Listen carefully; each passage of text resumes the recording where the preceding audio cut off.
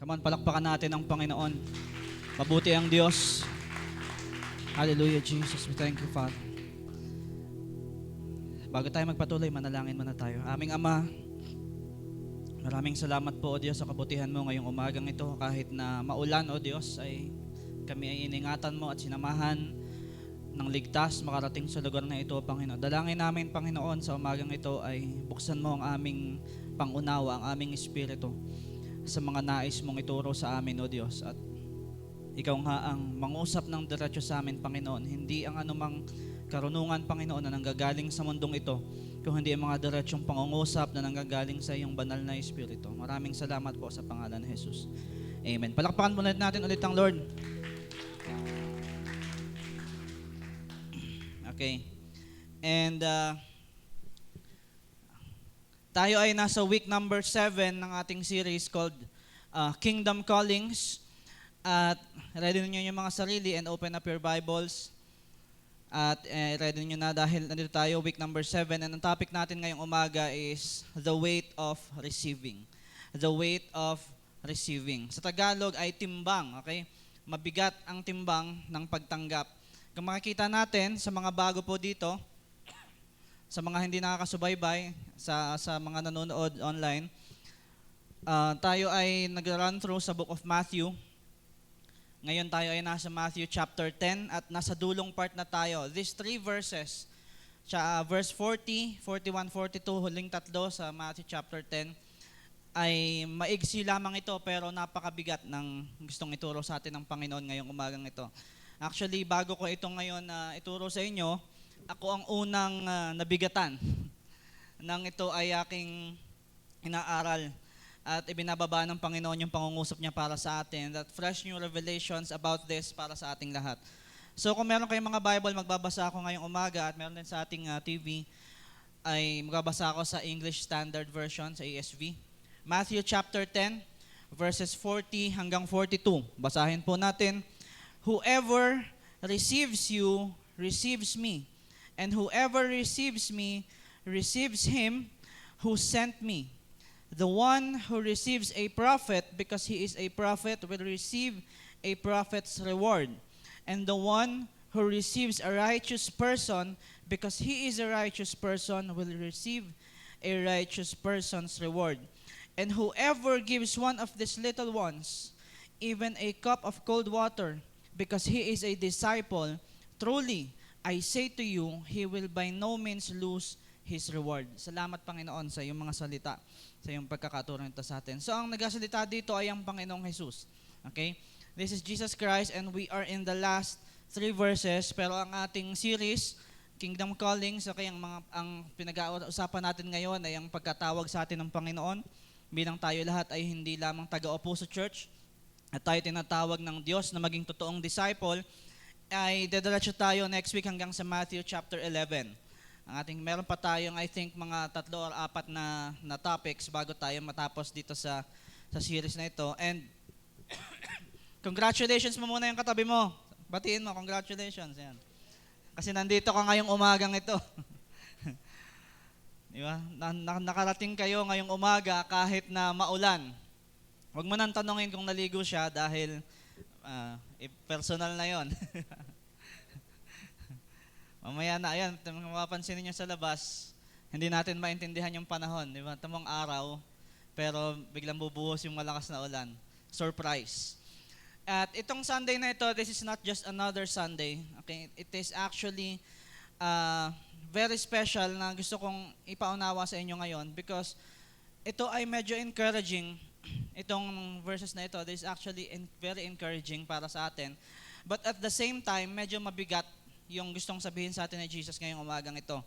Last week, pinag-usapan natin yung message na yumanig sa atin hanggang sa kailaliman natin sa ating mga core ng ating pagkatao, ng ating espiritu, and that is the cost of discipleship. Amen? Sino nakakaalala kung ano yung cost ng discipleship?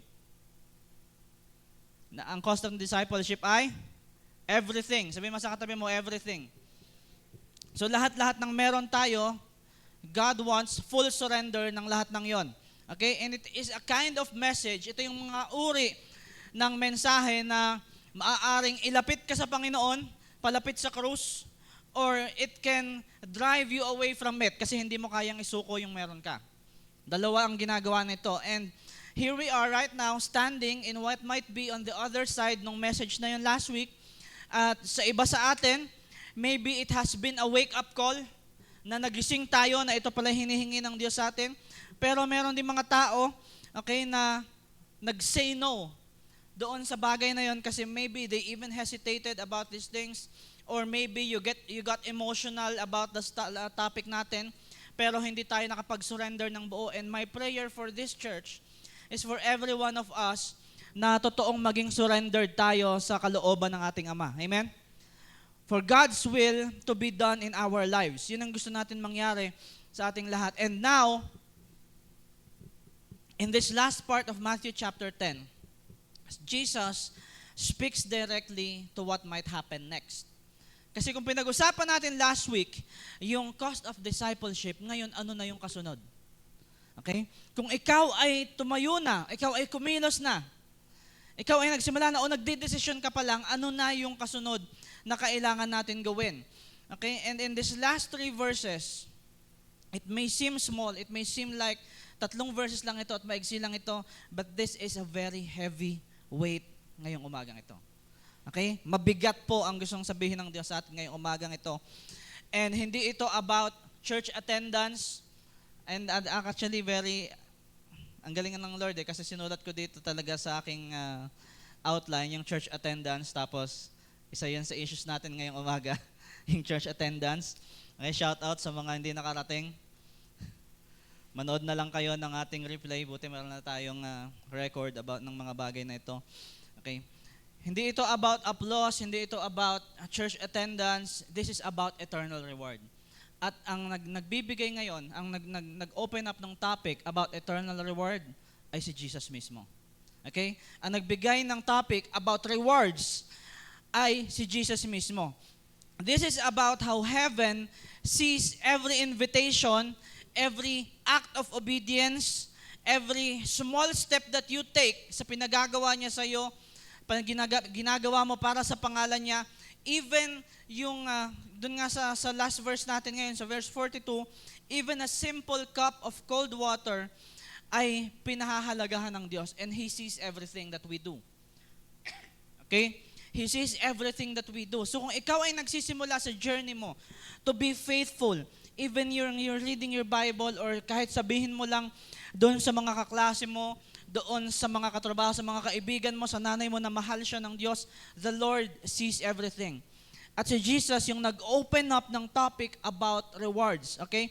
So gusto kong tanungin kayo ulit ngayong umagang ito bago tayo magsimula, hindi kung nagustuhan nyo ba yung mensahe or kung na-move ba kayo nito, kung naging emotional ba kayo about this. Pero ang gusto kong itanong sa inyo is have you truly received Him in your life?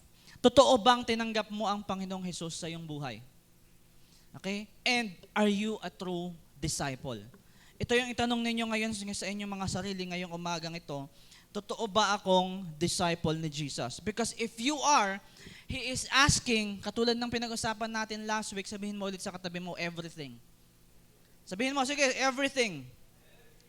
Because when Jesus sends His disciples out, okay, hindi ito itinago sa atin ni Jesus. He makes it very plain. There is no neutral response pagdating sa pagiging disciple. Hindi pwede, okay, and ito yung gusto kong maunawaan ninyo. Hindi pwede na narinig nyo yung mga pinag-usapan natin and that you are neutral about these things. Accountable kayo sa lahat ng naririnig ninyo. Accountable kayo sa lahat ng itinuturo sa inyo ng Panginoong Jesus. Accountable kayo sa lahat ng nire-reveal sa inyo ng banal na Espiritu.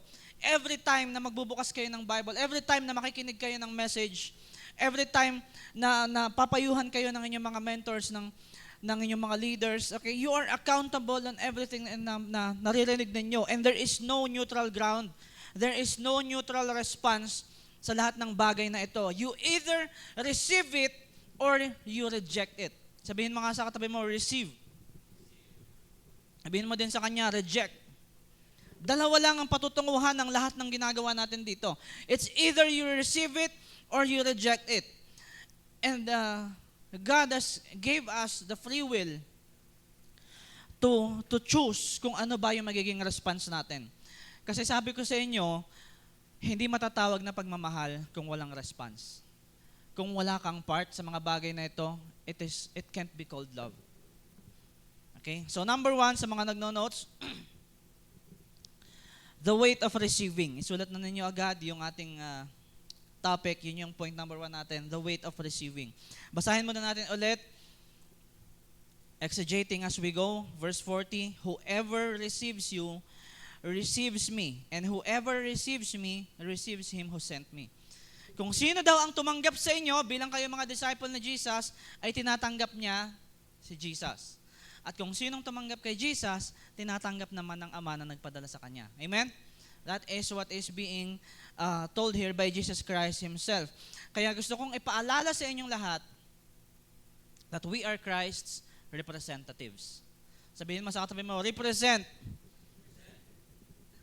Okay? Tayo ay representatives ni Jesus sa mundong ito. At ang sabi niya, whoever receives you, receives me.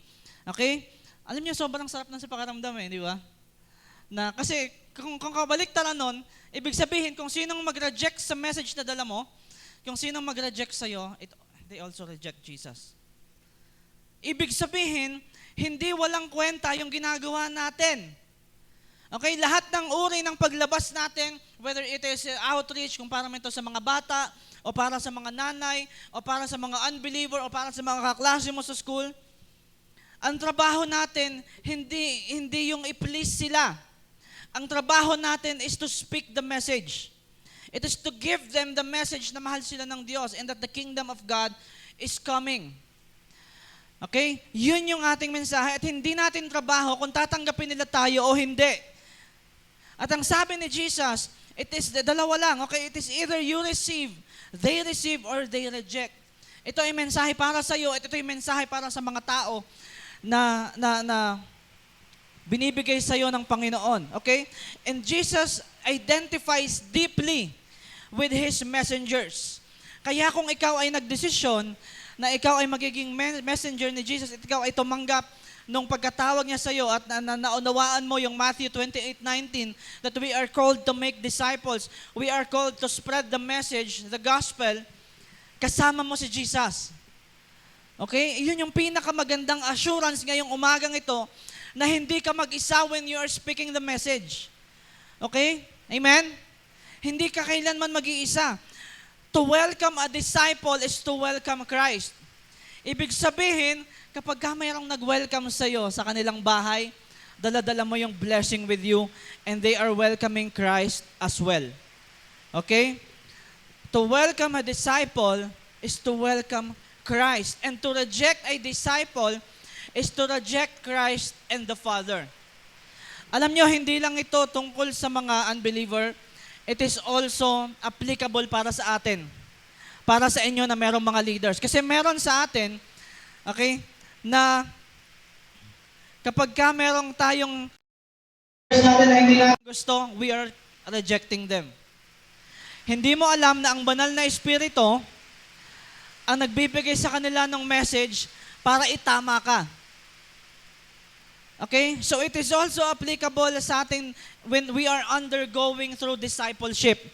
Na kailangan nating maintindihan that when we reject correction, when we reject kapag kung ano yung tinuturo sa atin at ano yung pinagagawa sa atin na narinig ng ating mga leaders na nauna sa atin, we are also rejecting Christ Himself. Okay? Kailangan yung marinig to ngayong umagang ito. Hindi lang tayo basta churchgoer. Okay? We are not just a churchgoer. You are a sent one. Ikaw ay ipinadala ng Panginoong Jesus. You are God's ambassador. Alam niyo yung ambassador? Ang nagsabi nito, actually, is si Apostle Paul, that we are ambassadors of Christ. Kapag ka sinabing ambassador, ibig sabihin, ikaw yung representative dito sa mundong ito. Hindi ba meron tayong mga alam na pagka sinabing ambassador or kapag ka embassy sa ibang bansa, ikaw ay, halimbawa, embassy ng Pilipinas, ibig sabihin yun ay extension ng kaharian ng Diyos sa ibang lugar. Also in this place, bilang tayo, we are the kingdom of God, we are the church, and we are part of the kingdom of God. Ibig sabihin, kung tayo ay ambassador ng Diyos sa mundong ito, tayo yung extension ng kaharian ng Diyos sa mundong ito. Okay? Kaya kailangan niyong maintindihan that there is weight in our presence. Okay, hindi ito pagmamayabang, hindi ito pagmamataas dahil si Jesus mismo yung nagsasabi nito. Ibig sabihin, every time that you go, every time that you walk into a room, walk into your school, walk into somebody's house, na dala-dala mo ang mensahe ng Panginoong Jesus, there is weight in your message. Okay? Merong bigat na dala-dala ang bawat salita na nanggagaling sa iyo, kaya kailangan din natin maging maingat. Okay? At itong verse na ito, yung nag-a-affirm nung lahat ng bagay na ito, the power of every encounter that we have. Okay? Na, alam mo yon, sa bawat mensahe na dala natin, minsan kahit maging available ka lang para sa mga kaibigan mo, minsan kahit ngitian mo lang sila, minsan kahit isang yakap lang, or isang invitation sa church, o isang invitation sa encounter night, o kahit simpleng conversation lang sa mga tao na naghahanap ng kausap, dala-dala mo at kasama mo ang Panginoong Jesus. Yung buhay natin, nung nakilala natin si Jesus, and when you have experienced everything na pagpapalaya sa'yo, na pag-redeem sa atin, lahat ng yan gagamitin ng Diyos para ikaw ay madala yung mensahe para sa mga kaibigan mo. Okay? Sa pamilya mo, sa kaibigan mo, sa trabaho, in the workplace, sa mga kakilala mo, sa best friend mo, sa kaaway mo. Jesus wants to use your life kahit sa simpleng mahal ka ng Diyos, kahit sa simpleng ngiti, kahit maging available ka lang. Ito yung gusto kong idikdik sa inyo ngayong umagang ito. That kahit maging available ka lang para sa kanila, kasama mo ang Panginoong Jesus. Okay? Kahit sa simpleng chat na pangangamusta, kasama mo ang Panginoong Jesus in everything. Okay? And there is reward in receiving. Number 2, the reward in receiving. Merong reward yung pagtanggap sa atin. Okay? Dahil sinasabi nga ni Jesus na dala-dala natin, kasama natin siya, at pag tumanggap ang mga tao kay Jesus kasama ang Ama, there is actually a reward in receiving. Si Jesus yung nag-open up ng topic na ito. Okay? From last week, na hinihingi sa atin lahat, ngayon, ina-assure tayo ni Jesus that there is a reward. Hindi niya tayo iiwanan na, alam mo yun, ibibigay mo yung lahat, tapos yun na yun. Actually, kung titingnan natin, magkadugtong kasi to. Di ba? When you surrender everything, there is actually a reward about it.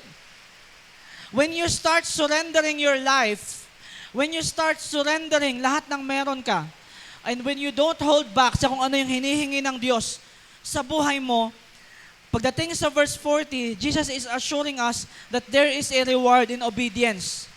Okay? Basahin natin yung verse 41. The one who receives a prophet because he is a prophet will receive a prophet's reward. And the one who receives a righteous person, because he is a righteous person, will receive a righteous person's reward. And whoever gives one of these little ones, even a cup of cold water, because he is a disciple, truly I say to you, he will by no means lose his reward. So meron tayong dalawang word ngayong umagang ito. It is honor and partnership. Honor and partnership. These two words go together in this passage. Yung partnership natin sa Panginoong Jesus, okay, it brings honor and it brings reward. Okay, honor means recognizing and respecting the spiritual role and message of God's messengers. Whether you are a prophet, or a preacher, or a righteous believer, or any disciple who are sent in Jesus' name, gustong ipaunawa sa atin ng Diyos that there is partnership and there is a reward in all these things. So, to receive someone means welcoming, honoring and listening to them because naniniwala tayo na sila ay pinadala ng Diyos. Ibig sabihin, when people honor us, when people welcomes us in their houses, in their homes, sa kanilang mga buhay, pag welcome ka nila na makipag-conversation sa'yo, kapag nag-open up sila sa'yo, they are starting to believe that God has sent you. And that meron kang daladalang mensahe na nanggagaling sa ating Panginoong Jesus. So honor leads to partnership. Okay? Honor leads to partnership. Hindi lang tayo spectator ng mission ng Diyos sa mundong ito, you start to become a participant in what God is doing in this world. At ito yung gusto ng Diyos na maunawaan natin. Hindi tayo kailangan spectator lang na, kaya na nila yan. Makikita mo yung postings natin sa page na di ba, lagi tayo nagpo-post yung mga bata, okay, yung ginagawa natin sa Amplify, yung pagtuturo natin, and then, kaya na nila yan.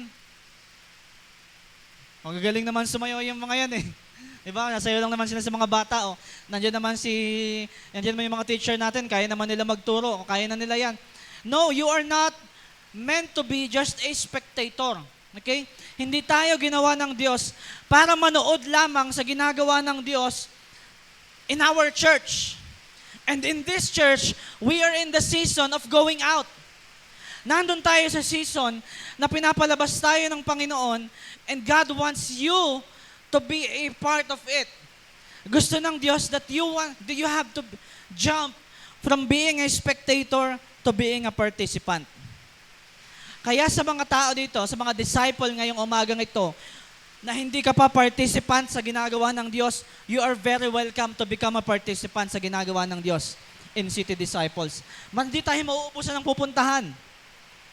Okay? Kung hindi mo feel sa mga bata, gumawa tayo ng bago. Mag-open tayo ng bagong Bible study. Okay? Kung hindi mo feel na magturo sa mga bata dahil feeling mo wala ka namang gift sa mga bata, iba yung puntahan natin. Okay? Let's go to the youth.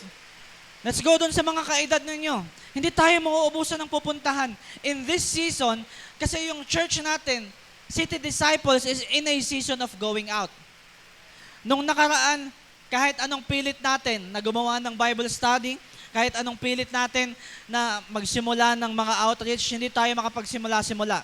Magsisimula pero nawawala. Tama? Tama, mali? Pero ngayon, kahit ayaw na natin magbukas, sila na nagbubukas para sa atin. Di ba? Because ang season natin noong nakaraan is going deep, mag-aral, matuto. Ngayon yung season natin is going out. And ayoko na may maiwan sa atin in this church sa lahat ng ginagawa ng Panginoon para sa City Disciples. Okay? So, ngayong umagang ito, I want you to understand that God is pushing you from being a spectator to becoming a participant. Okay? Yet you become a participant sa mission na iniwan ng Panginoong Jesus para sa ating lahat sa mundong ito. Okay? Ito yung maganda sa kasunod. Tingnan natin. By receiving God's messengers, you are also joining God's work. By receiving them and also by joining them. Okay? By receiving God's messengers or by joining them, you start to become a participant. Ano yung receiving na tinatawag? Kasi baka isipin nyo, nung sinabing receiving, paano magkakaroon ng receiving? Nandito na kami, pastor, sa church. Okay? Ito yung sinasabi ko about receiving or about becoming a participant.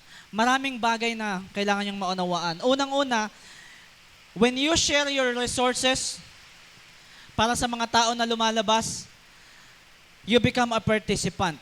When you offer prayers para sa kanila, kapag ka nagsimula ka na, halimbawa, nakita mo na pupunta sila sa outreach and you become moved, you pray for them or you intercede for them, you become a participant. When you serve with them, kapag nagdesisyon ka na sumama sa kanila, na saan ba tayo ngayong Sabado, sasama ako. Magdadala ako ng pansit canton o ng hotdog o ng kung ano man. You become a participant. When you support going out financially or practically, Kasi minsan hindi lang naman pera yung kailangan natin sa paglabas. Minsan kailangan din natin ng pagkain para sa mga bata, hindi ba? Dahil yung mga ina-outreach natin, pagkain lang sila ng kain. Yan naman yung totoo. Pinakamagandang evangelistic strategy yung pagkain.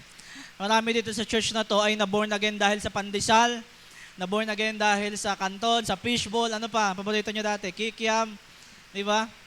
Kapag ka nakita doon dati sa luma nating church na tapos na tayo mag-practice, si tatay, naalala ko, maglalabas, bili nga kayong fishbowl, bili kayong angels, di ba? So, minsan, sobrang gandang evangelistic strategy ng pagkain. And, ang pangit din, di ba? Dala din ang natin yan na kultura. Ang pangit din, nalalabas tayo, pupunta tayo sa kanilang mga bahay na wala tayong dala. Kung hindi tayo pumupunta sa mga bahay-bahay at manghihingi tayo sa kanila, hindi tayo ganon. Okay? Even in Amplify, we go to churches, hindi tayo nanghihingi ng bayad. Pero ang kailangan magtulungan dito sa bagay na ito ay tayo na nasa loob ng church. Okay? Tayo na mga disciples. Alam nyo, there is beauty in faith. Na alam mo yun, minsan nga yung testimony namin, minsan alam ko na yung gas namin sakto lang, papuntang amoy. Ang layo kasi ng tinuturuan namin Paano pag may binigay pa sa atin, magpaturo sa atin, nasugbon, mas malayo, di ba? Pero by faith, na alam mo na aabot ka doon na may gas at alam mo makakauwi ka, nagpo-provide ang Lord. Hindi niya tayo pinapabayaan. Pero when you become intentional at naiisip mo na baka kailangan nila ng ganito, o baka kailangan nila ng tulong, o baka kailangan nila ng pagkain. When you become intentional in helping sa pinagagawa ng Diyos, all for that heart na makarinig yung mga bata ng salita ng Diyos, na makarinig yung mga kabataan ng salita ng Diyos, you become a participant sa ginagawa ng Diyos sa City Disciples. Amen? And gusto kong idikdik sa inyo ngayong umagang ito that you should be a participant. Okay? Hindi lamang sa pera, hindi lang, kung ano yung kaya nating itulong. Kung meron tayong heart na alam natin na gusto natin mag-serve sa Lord, kahit magdala ka nga lang ng isang balot na, paborito niyong candy, yung OPAP. Kahit magdala ka ng balot na OPAP para sa mga bata, bigyan mo ng tig-iisa yun Para alam mo yun, para sa kasunod na week, meron silang ilulook forward na si ate ganito, nagbibigay ng OPAP, babalik ako next week. Makakarinig ulit siya ng salita ng Diyos dahil sa simpleng pagdadala mo nung, di ba? Hindi nyo nakikita kung gaano katindi yung impact ng maliliit na bagay na ginagawa natin. Okay? Yung maliliit na bagay, yan yung nagsasama-sama hanggang magkaroon to ng impact na pagdating ng panahon, yung mga bata na ina-outreach ninyo, alam nyo yung linggo-linggo na pagpunta natin sa kanila for them to receive the Word of God.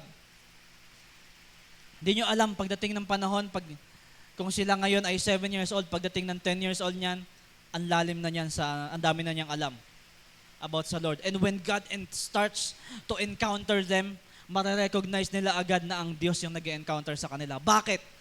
Dahil sa ginawa natin, pagiging faithful ninyo sa pagtuturo sa kanila. Okay? So, our labor is never in vain. Okay? Lahat ng ginagawa natin, going out, feeding them, pagbangon ng maaga, kahit na, alam niyo yun, pag Sabado, puyat sa vigil, o kahit yung sa vigil, yung pananalangin sa kanila, lahat ng bagay na ito, sobrang laking deal nito sa Panginoon at nakikita niya lahat ng bagay na ito. Okay? I don't want you to think na walang kwenta yung mga ginagawa natin para sa Diyos. It is because God is doing this and He is promising a reward para sa atin. At alam nyo, Jesus promises shared rewards para sa ating lahat. If sabi nga diba dun sa verse na binasa natin kanina, if you support a prophet's ministry, you will receive the prophet's spiritual reward. If you partner with a righteous believer, you share in the blessings tied to their faithfulness. Okay, sa paglabas ninyo in this church at pagpunta sa mga iba't ibang lugar, just to bring the word of God, for these people to hear about the good news, you share in the blessings na ibinibigay ng Diyos. Okay? So kapag ka nag-bless ang Diyos in this church, because you are a participant, damay ka. Okay? Kapag ka nagbuhos ang Diyos ng pagpapala, kasama ka. Because you are a participant.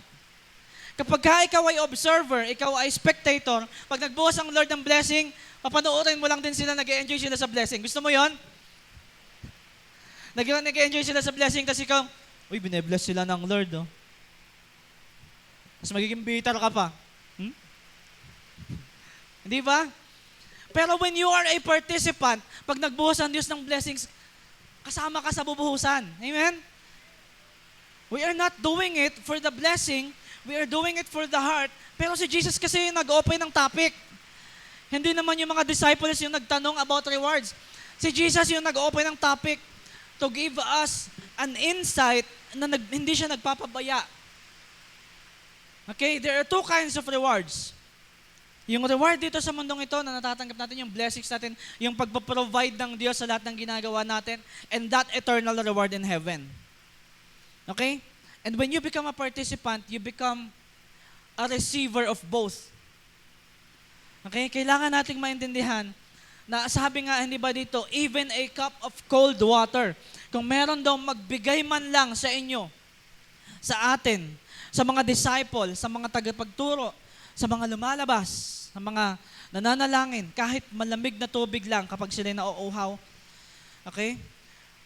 Even a cup of cold water, ang sabi ni Jesus, I say to you, truly I say to you, he will by no means lose his reward. Meron na agad assurance na yung reward na ibibigay sa iyo ng Diyos, hindi mawawala sa iyo. Si Jesus ang nagsabi nito in verse 42. Okay? Si Jesus mismo ang nagsabi nito straight from the words of our Master. By no means lose their reward. Hindi mawawala yung reward. So it doesn't matter how big or how small, whether it is an invite or just trying to speak into somebody's life, just praying for them or trying to support them, giving out kung ano yung meron ka, God values everything. God values it all. God sees it all. Okay? Nakikita niya lahat ng mga bagay na to. And imagine someone, and this someone, gusto ko na ito yung maging tayo, or sa mga tao na pinupuntahan natin. Pero imagine someone na nag-i-invite sa mga disciples sa kanilang bahay to open up a Bible study. Akala kasi natin, nung pinag-uusapan natin kanina, yung pag-receive, yung pagtanggap lang ng mga outreach areas sa atin eh. Pero, sino dito yung may Bible study na sa bahay nila?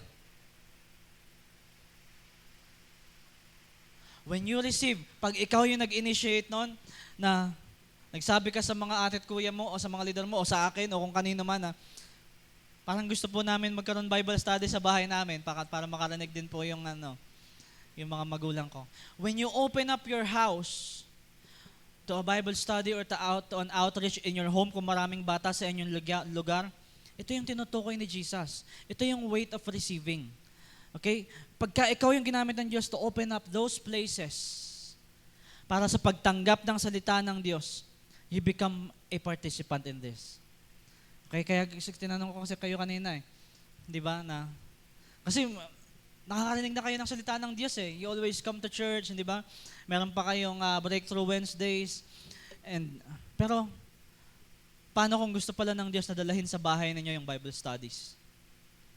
Di ba? Hindi pa natin naiisip yun ng iba sa inyo. Okay? Okay, and another, okay, imagine someone who provides meals. Ito lang, napakasimple lang. Magbigay ka lang ng pangkain ng mga lumalabas for the missions. Pero kami, pagka Sabado, hindi na kami nagugutom eh. Lahat ng pinupuntahan namin may pagkain eh. Pero paano kung gusto mo kaming padala na limbawa o gusto mong padalhan yung mga nag-outreach? Para baka nagugutom kayo, huwag kayong papagutom ha. Di ba? Padalhan mo sila ng ng Combi. Combi Supremacy. Di ba? When you provide meals for those people who are going out to make disciples, mas maganda sumama ka na sa kanila. Imagine if that someone is you. Or imagine someone opening up their house for a youth gathering. Di ba? Imagine someone na, doon tayo sa amin magkagulo. Manood tayo ng The Chosen sa bahay. Di ba? Doon tayo naman sa bahay. Imagine someone who opens up their houses for youth gatherings, for prayer meetings, For worship sessions, tara mag-worship tayo sa bahay tayo. O doon tayo mag-vigil naman sa bahay.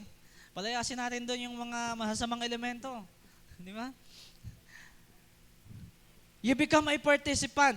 Okay, hindi lang limitado sa isang bahay, sa isang lugar lahat ng to. Kasi ngayon, sa ngayong season natin ngayon, 2 bahay lang ang pwede niyong puntahan. Bahay natin sa Marahan, tsaka yung bahay namin sa Leos. Pero paano kung trip mo bigla, halimbawa, mag-worship naman tayo sa amin. Tayo sa bahay, mag-worship tayo. Okay? You open up your house to these blessings na sinasabi ni Jesus. To these rewards. When you help fund mission, yung ministry effort natin, alam nyo, kahit nga yung pag-help natin na pag-fund nitong mga gamit natin, napapansin niyo pag sinigawan tong speaker natin na pupunit na. Nabasa kasi yung natin ng camp eh. Hindi nyo alam kung gaano kalunod yung mixer natin ng camp. Biyaya ng Diyos, bakit pumapalo pa yan yung ilaw niya. Nakikita nyo, umiilaw siya. Yan. Yan. Biyaya na lang ng Diyos yan, ba't umiilaw pa yan? Kasi nung 2 gabi yan na ulanan. Hindi yung basta ampiyas lang hindi. Pag nung binaliktad na gano'n, shhh. Tapos binilad yan ni Bradley nung sa araw, tapos, try nyo nga kung gagana. Gumana naman. Pero kaya kung bakit mapansin nyo, napupunit yung mga tugtugan natin, kapag medyo maingay pa naman tayo sa church na to, yung bakit napupunit yan dahil doon. Diba? Tsaka yung mga kable natin. Kasi yung mga gamit natin nung camp, na-try makipagsabayan sa gamit nila na malalaki. So nakatodo lahat yan. Kaya pagbalik dito, ganyan na. Kaya nga kami ni Brad nito nakaraan, nag-uusap kami na, nagkakaroon kami ng heart na, ganito nga bilhin natin kuya. Sige, kala mo dami naming pera pag nag-uusap kami dalawa. Kala mo dami namin pambili. Sendan pa ako niyan, ganito kuya, bilhin natin doon. Send yun sa Shopee. Pero kailangan nyo maintindihan, kahit yung maliliit na bagay na ganito, when you start helping fund these things, you become a participant in what God is doing. Amen? Sobrang importante nga, ngayon ko lang na-realize gaano ka-importante yung mga gamit natin sa atin kasi yun din ginagamit ng Lord for encounter night Hindi lang para sa atin, pero para sa buong Alfonso. So, kung wala kang ma-share for these things, tulungan nyo kaming manalangin. Yan yung pinakamagandang gawin. Okay? Tulungan nyo tayo mag-pray. Kung naiinis na kayo dito sa building natin kasi maingay pag umuulan, diba? Pag mainit, para tayong sinusunog. Hindi pa naman tayo sanay sa mainit kasi hindi tayo ginawa para sa impyerno. Diba? Mag-start, kung wala kayong pang-provide, mag-start din tayo mag-pray para sa bago nating lilipatan na mas malaki. Di ba kasi minsan, problema na tayo dito, hindi tayo kakasya Ngayon, tayo kasi medyo kakaunti tayo. Pero sa akin, pag nagtuloy-tuloy itong ginagawa natin at hindi na tayo magkakasya dito, ang talon ninyo pag praise and worship, ganyan na lang. Dito na yung katabi mo. Okay? So, kahit simpleng panalangin, that is a big effort para sa ating lahat. Amen? Simply giving a kind words to others. Ito yung gusto kong ipaunawa sa inyo. Being available. Tingnan mo nga yung katabi mo. Being available for them kasi behind those smiles ng katabi mo, behind those smiles ng katabi mo, hindi mo alam kung anong pinagdadaanan niya kapag mag-isa na lang siya. Hindi mo alam kung ano yung dala-dala niya.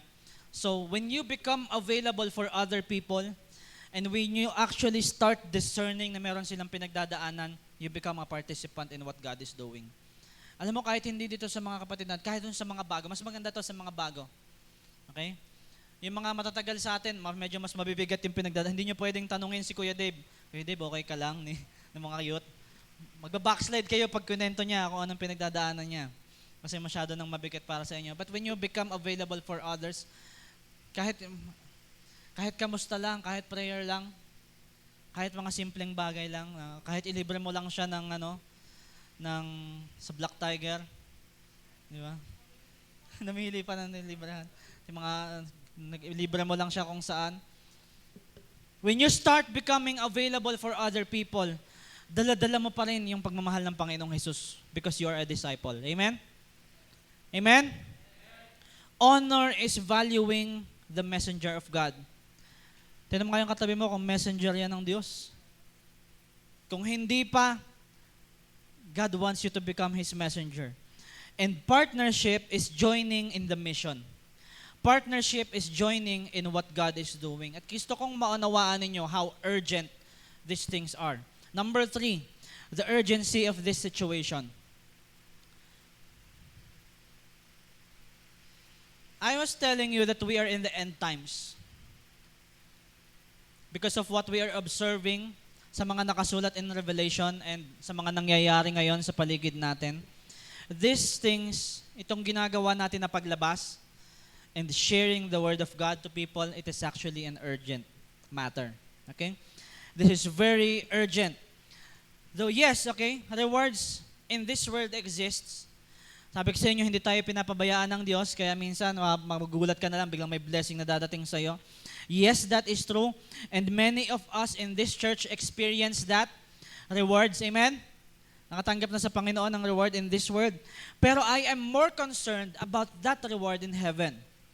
That eternal reward. At gusto ko lahat tayo, we fix our eyes dito sa bagay na ito, ngayong umagang ito, that for us to see na mas importante yung eternal reward para sa atin. Okay? Kasi, kung tayo ay nakatuon lamang doon sa reward dito sa mundong ito, paano kung hindi ka bigyan ng Lord ng reward? Paano lang? Kung hindi ka bigyan ng Lord ng reward, maglilingkod ka pa rin ba sa Kanya? To be honest with you, I don't think that about that reward, kapag ka ginagawa natin itong mga bagay na ito para sa Panginoon. When we go out, kapag ka lumalabas tayo, wala sa isip ko ito, sa totoo lang yung reward dito sa mundong ito, ang nasa isip ko yung reward sa langit. Because we are doing these things, hindi para i-bless tayo ng Diyos dito sa lugar na to, katulad ng sinasabi ng ilang preachers na, di ba, na mag-invest ka sa ministry and you will be, hindi yun Okay? I am more fixated on that reward in heaven. Kasi yun yung gusto natin. Darating tayo sa panahon na mawawala tayo sa mundong ito. Lahat ng bagay na ibibigay sa iyo ng Diyos, dito sa mundong ito, maiiwanan mo yun dito. Pero yung bagay na dadala doon sa langit na maghihintay sa iyo, yun yung makakasama mo sa panghabang panahon. So when we do all these things, kapag wala na tayong panggas, pag wala na tayong pangkain, pag wala na tayong dadalahin sa mga lugar, sa mga bata, when we don't have anything to bring, though hindi naman nagpapabaya ang Panginoon, magtutuloy ka pa rin bang maglingkod sa Diyos? Paano kung wala ka ng pamasahe papunta sa marahan? Will you still follow yung ano yung pinapagawa sa iyo ni Jesus? Because if your eyes is fixated on that eternal reward, you will go kahit wala. Alam nyo, I have heard testimonies of people na tinawag ng Diyos and then they would walk 20 kilometers, 10 kilometers para makarating kung saan sila pinapapunta ng Diyos. Kasi alam nila na doon sila pinapapunta ng Panginoon. And what if that is you? Paano kung ikaw na yon? Kahit yung pagpunta lang dito sa church Alam mo, medyo maarte nga yung generation. So, wag na tayo magplastikan medyo maarte yung generation ninyo. Hindi kayo sanay maglakad Sanay kayo lagi, kuya, pasundo. Kasi nakita niyo yung mga atit kuya niyo, may mga motor. Pero, alam niyo sa amin dati, hindi ko naman pero lakad kung lakad. Kasi wala naman kaming sasakyan Wala naman kaming choice. Pero lakad talaga kung lakad. Nung tinawag ako ng Diyos to minister in 13, medyo problemado ko kasi hindi naman kami, mahirap talaga kami dati, yun ang katotohanan. Diba? Tapos tinawag ka pa ng Lord sa malayong lugar pa. Ibig sabihin, kailangan mo ng pamasahe. Okay, so pero hindi yun all the way ay namamasahay ako. From Marahan hanggang sa terminal nilalakad ko yun. Saturday and Sunday. Papunta at pauwi. Ang kaya ko lang lagyan ng pamasahe ay yung papunta ng bayan hanggang sa 13. Pero yung pagdating dyan sa bayan, nilalakad ko na lang yun. Papunta at pauwi. I never once experienced na mag-tricycle pamarahan. Bakit? Hindi ko tinataas ang sarili ko. I am just making an example na kapag ka tinawag ka ng Panginoon, wala ka dapat excuses. Amen? Kasi sanay na sanay yung generation na to sa excuses Diba? Umaulan po kasi, Pastor. Mababasa yung damit ko Hindi magpayong ka. Wala po kaming pamasahe. Hindi maglakad ka. Sinasabi mo na Gusto mong sumunod sa Lord tapos konting ulan. Di ba? Praise God sa buhay ni Orlan. Di ba? Sinama niya si Gideon kahit maulan. Waterproof yung batang yung paglaki. Yan yung mga yung pagka ganyan yung tatay nila, yung nagpapalaki sa kanila, pagka nakatanggap yan ng pagkatawag sa Diyos, patay kung patay. Kasi bata pa lang din, dadala na sa Bagyo para makarating sa church Well, I am telling you, there could be no excuses. Okay? We shouldn't have excuses pagdating sa paglilingkod sa Panginoon. Okay? Amen ba? And praise God sa mga buhay ninyo that you are here ngayong umagang ito. Okay, sa mga wala din naman dito ngayong umagang ito and you are watching at medyo nasasaktan kayo, marami pang next time. Nasa tag-ulan season pa naman tayo. Malay mo, next week may bagyo ulit, di ba? Nasa rainy season tayo So, meron pa next week, you can do. Baka next week, mas madami na tayo kung may ulan pa din. Hindi natin ginagawa ito for the reward, okay? But we fix our eyes on that eternal reward. Alam ko, ginagawa natin itong mga ministry nito dahil mahal natin ang Lord. Amen? Amen? Hindi para makilala tayo, hindi para, come on, napakababaw naman ng mga bagay na yan, di ba? Na mag-outreach ka, magtuturo ka sa mga ibang churches para makilala ka. Napakababaw nun. Okay? We only do all these things dahil mahal natin ang Diyos. Gusto kong maunawaan nyo ngayon pa lang. Okay? Amen? Ginagawa natin itong lahat ng to because of love. And it was Jesus who is, sabi ko sa inyo kanina pa, it is Jesus who is bringing up that topic on the reward. Okay? Si the disciples, yung concept ng reward, yung konsepto ng reward, me growing up as a Christian, in my church, in my life, actually, it kind of messed me up. Yung totoo lang, yung reward system na itinuturo ng mga naunang generation sa atin. I had trouble unlearning all these things which has been integrated sa pagkatao ko dahil sa kinalakihan ko growing up in the church simula ng pagkabata ko. It took me a long time to learn that the reward is eternal. Yun yung katotohanan. It took me a very long time to realize that the reward is eternal. Kasi minsan, naglilingkod na lang tayo sa Panginoon kasi may gusto tayong matanggap. Kasi may pinagpe-pray tayo. May pinagpe-pray kang, kung sino man yung pinagpe-pray mo, na Lord, gagalingan ko sa ministry. Magiging maaga ako, di ba? Magpa-practice ako, Lord, para pagdating ng panahon kami, Lord, may hinihingi ka sa Lord. O kaya, Lord, wala kaming gusto ko ng ganito, gusto ko ng sasakyan, gusto ko ng ganyan, gusto ko Lord ng makapag-aral ako sa ganito. Kaya gagalingan ko Lord sa ministry para gagalingan ko mag-base, gagalingan ko magturo sa mga bata. Talagang 200% yung energy ko Lord pa nagturo ko sa mga bata. Because you're looking forward to these earthly rewards. And in the old generation, it kind of messed me up na ganun yung naging upbringing sa amin. Pero when I realized that the reward is eternal, na alam niyo mas maganda yung mga bagay na binibigay sa atin ng Panginoon, katulad ng mga bagay na walang makakaagaw sa atin, katulad ng love, ng joy, lalo na ng peace. Sino dito yung mga I will protect my peace today. Sino yon? Peace, patience, kindness, goodness, gentleness, self-control.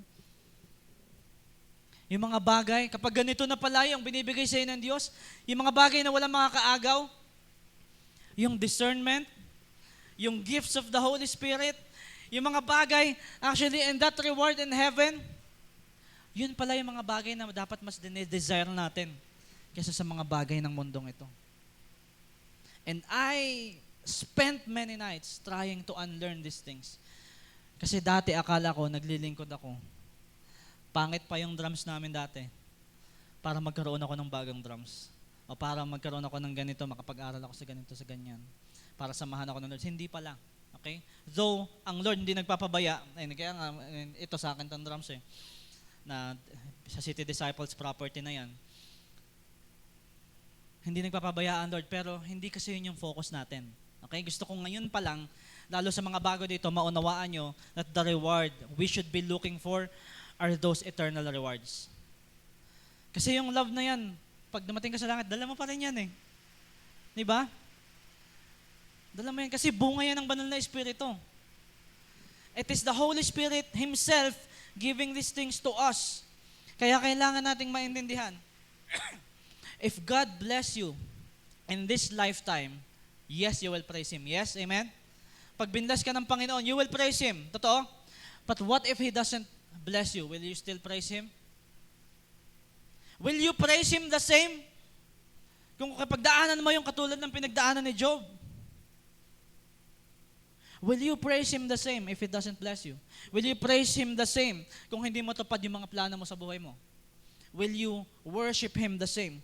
Because kailangan natin maintindihan, we have to understand that the reward that we should be truly looking forward to is that eternal reward with Him.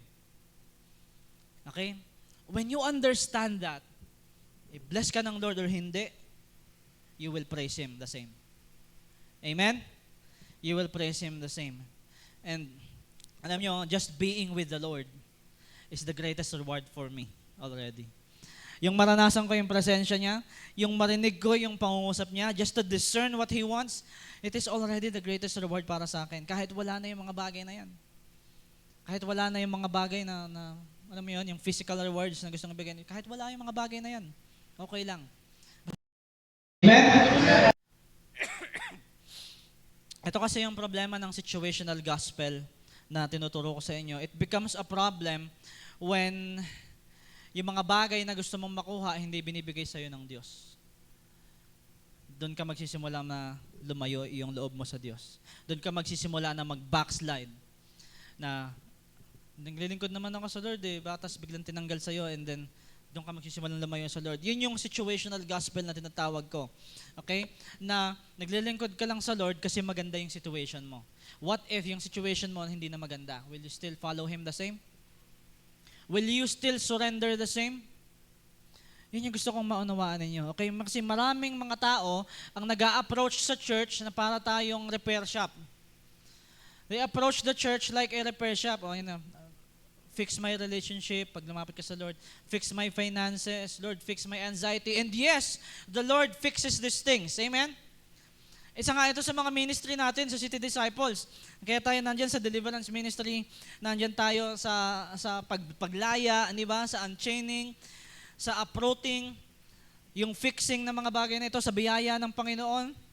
Ginagamit tayo ng Lord dyan, pero hindi kasi yun yung focus eh. Okay? Paano kung, di ba, ito yung gusto mong mangyari, but God doesn't fix these things para sa'yo. What if tinawag ka ng Lord na magpagaling ng mga pilay, tas ikaw pilay? Hindi ba? What if tinawag ka ng Lord magpagaling ng mga bulag, tas ikaw bulag? Tapos, sinabi sa'yo ng Lord na hindi mo na yun mararanasan in this lifetime. Will you still follow Him the same? Si Apostle Paul in his life, meron siyang tinik sa kanyang laman. And he has been asking God to remove it from him. Pero napigilan ba nun si Apostle Paul to spread the gospel? No. Nabasa nyo na yon? If not yet, basahin nyo in your Bibles. Okay? Mamaya isasend ko sa inyo kung nasaan. Kung gusto nyo hanapin, you can find it. Gusto ko kasing maunawaan nyo that what needs to be fixed first is our souls.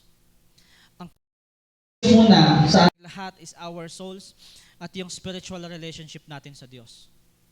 Bago ayusin ng Diyos yung ating relationships, yung ating finances, these things.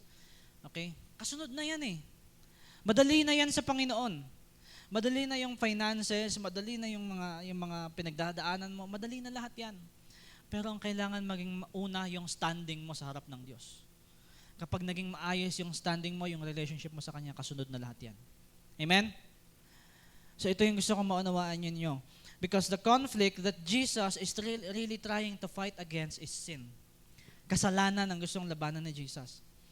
At kasalanan yung pinagtagumpayan ni Jesus 2,000 years ago. At ngayon, yung pinaglalabanan natin in our lives, Jesus has already won the battle. Okay?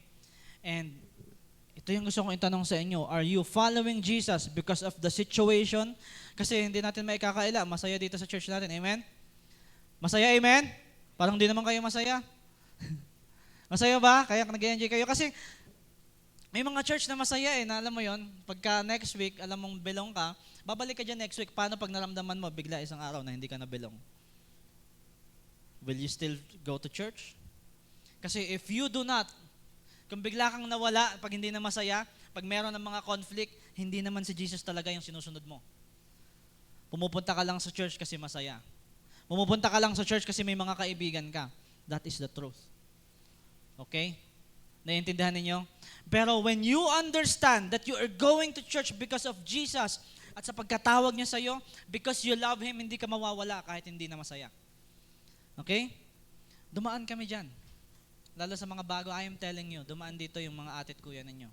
Pero nandito sila ngayon. Amen? So, are you following Jesus for situation? Situational lang ba or for salvation and for sanctification? Ito yung gusto kong maunawaan ninyo. So, learning all these things, dito tayo magtatapos, okay? So, learning all these things, gusto kong maintindihan ninyo ngayon that these things are very urgent. Yung paglabas na pinapagawa sa atin ng Panginoon ngayon, it is very, very urgent. It is actually a matter of life and death. There is a reward, yes, and Jesus made it clear na binibigyan na tayo ng pangako para sa ating mga disciples for that reward, pero hindi kasi yun yung focus natin. Ang focus natin in this church, makinig po kayo sa akin, ang focus natin in this church is God's agenda. Yung agenda ng Diyos, yung Great Commission. Ito yung gusto kong maunawaan ninyo ngayon, that our God is a God who is all about people. Yung Diyos natin na pinaglilingkuran, He is a God who wants to reach the unreached, who wants to reach the unsaved, the broken, the suffering, those people na malayo sa Kanya.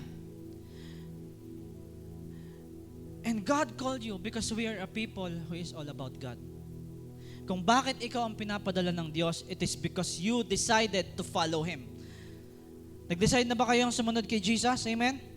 Kaya ka-part ka nitong bagay nito. That is why you are being sent, because you are a disciple of Jesus. And many have heard the message, but not have chosen Jesus, have not chosen to follow Him. So, sabi dito, kung babalikan natin yung ating mga verse kanina, kung may tumanggap daw sa atin, they are receiving Jesus. Pero ito yung gusto ko ngayong sabihin sa inyo ngayong umagang ito. Paano merong tatanggap kay Jesus kung hindi ka lalabas? How will people know that Jesus loves them kung hindi mo sasabihin sa kanila at hindi mo ipaparamdam sa kanila? How will people know that someone died for them kung hindi mo sasabihin sa kanila? Come on, I am talking to you right now. Lalo na sa mga matatagal na dito, lalo na sa mga tumanda na sa church, na hanggang ngayon tagabutas ka pa rin ng upuan. How many more preachings do you want to hear? Ilang Sunday pa ba yung ipupunta mo at iuupo at makikinig dito, and then paglabas mo, you will not share Jesus with people? Naglulukuhan lang tayo sa church na ito kapag ganyan yung sistema ninyo. For those people na matagal na sa church na ganito pa rin yung sistema, this is the time to change. Hindi tayo tinawag ng Diyos para maupo lamang sa church. Hindi ito yung ministry.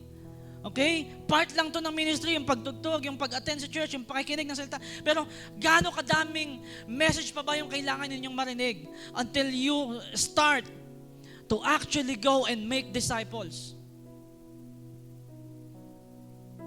We have been called to make disciples.